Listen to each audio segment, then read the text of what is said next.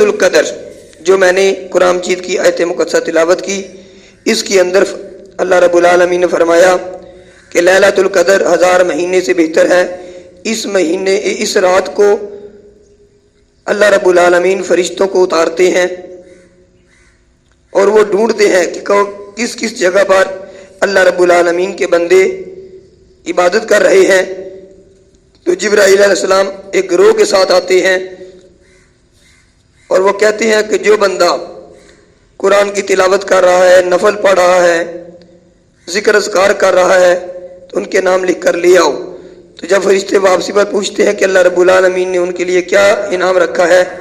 تو فرمایا اللہ رب العالمین نے ان کے گناہوں کو معاف فرما دیا ہے۔ جیسے ایک حدیث شریف میں آتا ہے کہ نبی کریم صلی اللہ علیہ وآلہ وسلم کا ارشاد ہے کہ جو شخص لیلۃ القدر میں ایمان کے ساتھ اور ثواب کی نیت سے عبادت کے لیے کھڑا ہو، اس کے پچھلے تمام گناہ معاف کر دیے جاتے ہیں۔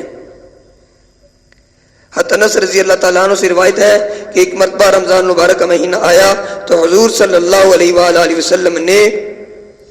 فرمایا کہ تمہارے اوپر ایک مہینہ آیا ہے جس میں ایک رات ہے جو 1000 مہینوں سے افضل ہے۔ جو شخص اس رات سے محروم رہ گیا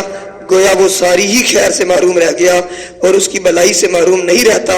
مگر وہ شخص جو حقیقتاً محروم ہی ہے۔ یعنی اس سے بات پتہ چل رہی ہے وہ بندہ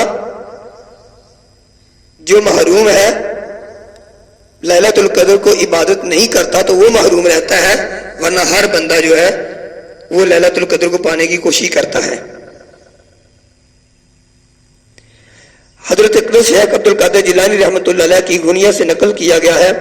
کہ حضرت ابن عباس رضی اللہ تعالیٰ عنہ کی حدیث میں ہے کہ فرشتے حضرت جبرائیل علیہ السلام کے کہنے سے متفرق ہو جاتے ہیں اور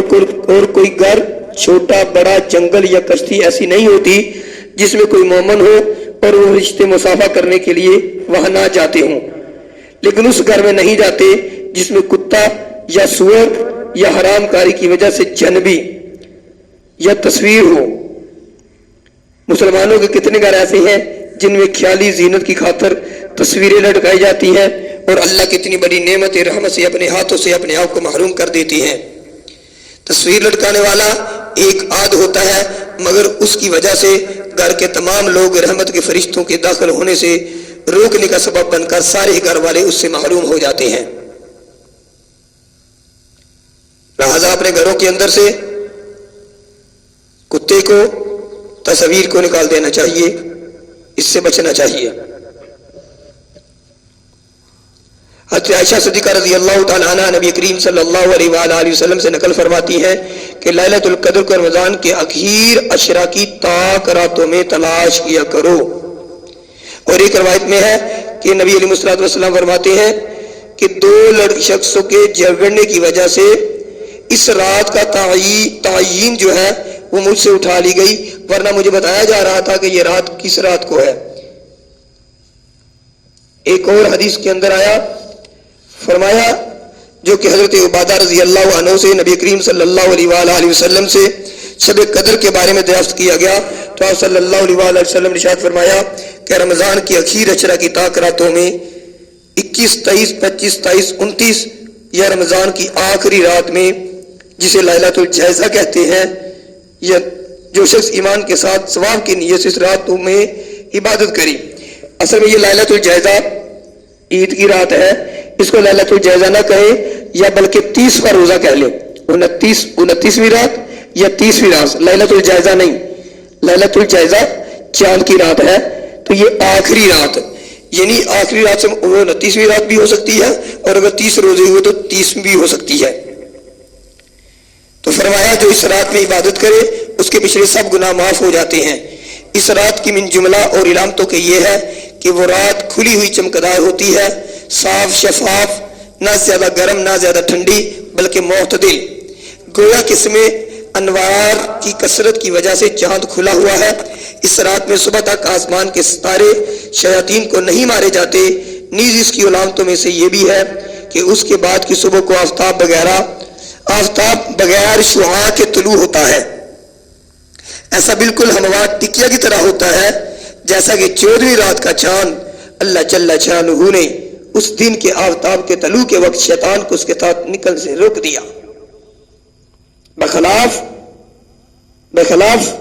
اور دنوں کی کہ طلوع آفتاب کے وقت شیطان کا اس جگہ ظہور ہوتا ہے۔ عبدہ بن ابی لبابہ رضی اللہ تعالیٰ عنہ کہتے ہیں کہ میں نے رمضان المبارک کی 27 شب کو سمندر کا پانی چکھا تو بالکل میٹھا ہے۔ ایوب بن خالد کہتے ہیں کہ مجھے نہانے کی ضرورت ہو گئی، میں نے سمندر کے پانی سے غسل کیا تو بالکل میٹھا تھا، اور یہ 23 شب کا قصہ ہے۔ ان دو واقعہ سے پتہ چلا کہ 27 بھی ہو سکتی ہے اور 23 بھی ہو سکتی ہے۔ اسی طرح کچھ اور بزرگ ہیں، ان کو 21 کو ملی۔ تو حضرت عائشہ صدیقہ رضی اللہ تعالی عنہا نے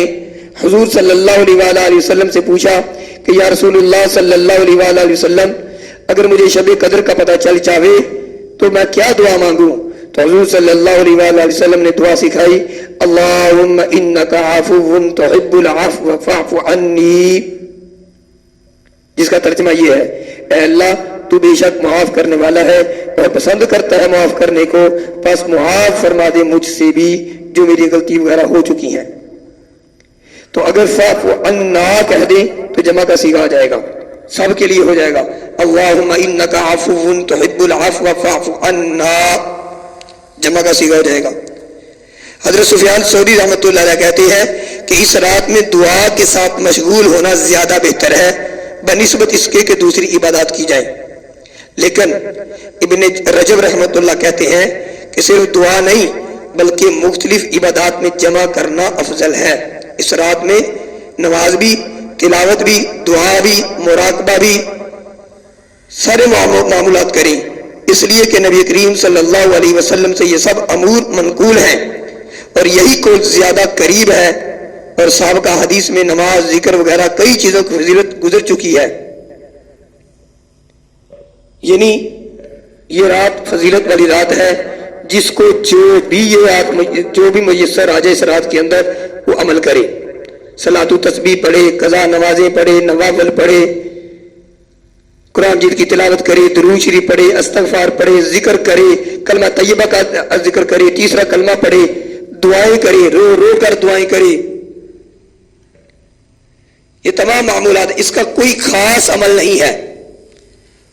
کہ اس رات کو سورۃ القدر اتنی دفعہ پڑھی جائے، سورۃ الاخلاص اتنی دفعہ پڑھی جائے تو یہ ہوتا ہے، فلاں ہوتا ہے، 21ویں رات کو یہ پڑھا جائے، 23ویں رات کو یہ نوافل پڑھے جائیں، تو 20 رکعت 100 رکعت نفل، یہ سب جھوٹ ہیں، کہیں سے ثابت نہیں ہے۔ اس لیے ان چیزوں سے بچ کر جو سنت اعمال ہیں ان کی طرف توجہ کرنی چاہیے۔ اللہ رب العالمین ہم سب کو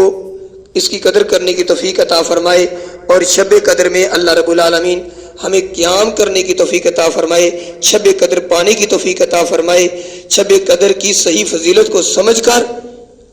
اللہ رب العالمین اس کے اندر اپنی عبادت کرنے کی توفیق عطا فرمائے، آمین۔